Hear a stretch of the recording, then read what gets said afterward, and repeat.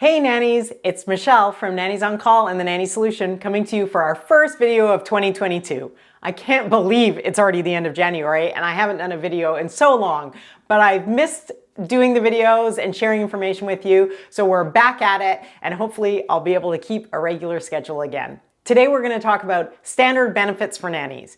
Now realistically, these aren't even all standard benefits, at least in Canada. Some of these things are legal requirements. So let's get started right now. First, I need to give out a shout out to the Nanny Care Hub. I'm gonna post the link below to the Facebook page and her website.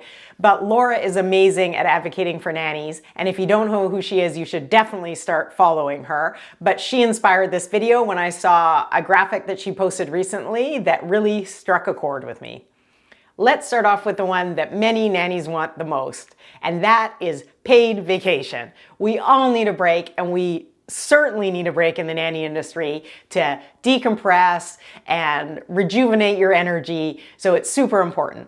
2 weeks is the standard in the nanny industry. Here in Canada, as an employee, it's a legal requirement, so I don't really see it as a benefit. It's a legal requirement to receive 2 weeks paid vacation or 4% of your annual gross salary. That will work out to that will work out to 2 weeks paid vacation.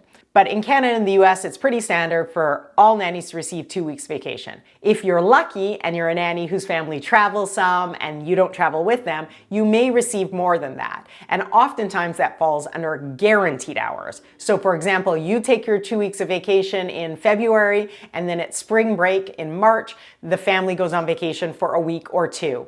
You will still be paid for that week or two, even though you're not traveling the family or working under guaranteed hours. So I'll put the link up there to the video about guaranteed hours. But guaranteed hours are when the family leaves and still pays you, or the family doesn't need you and still pays you. This is a standard benefit in nanny contracts. So make sure that's in there and you watch the other video to get all the details on what guaranteed hours are.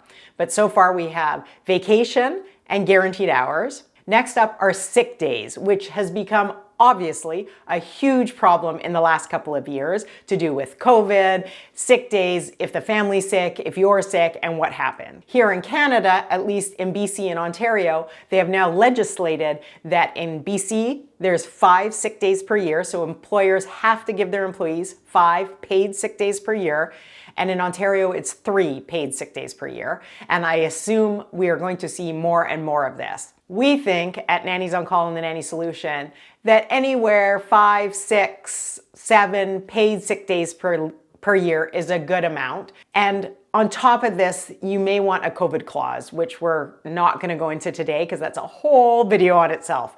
But if you just want sick days for, like, if you have the sniffles, aren't feeling well, stomach bug, those kinds of things, catch something from the children, you have about a week. So 5 days, if you're lucky, maybe if you can negotiate a few more. That is standard in the contracts for nannies because nannies are often getting sick because they are exposed to children's germs all day, every day. So make sure that is one of the benefits in any contract you negotiate. If you drive for the family, you're going to want to make sure you have mileage reimbursement. In Canada, that's 61 cents per kilometer. Wow, has it really gone up in the last few years? Gas is expensive, so the per kilometer when you use your car has gone up as well. You need to track the mileage if you're using your vehicle, report that to the family, and then they can pay you for the mileage you use on your vehicle. Make sure you're constantly checking at the beginning of each year because that number will change each year and the government will post it on their website, so you'll be able to find that really easily. I think this one goes without saying, but I still see it on so many nanny groups asking what nannies should be paid, and I'm still seeing below minimum wage. So it's a standard benefit for nannies to be paid more than minimum wage. I don't even want to say at minimum wage. It's just you need to be paid the going rate in your area. We have other videos on know your worth and how to set your rate, so I'll also put that up there.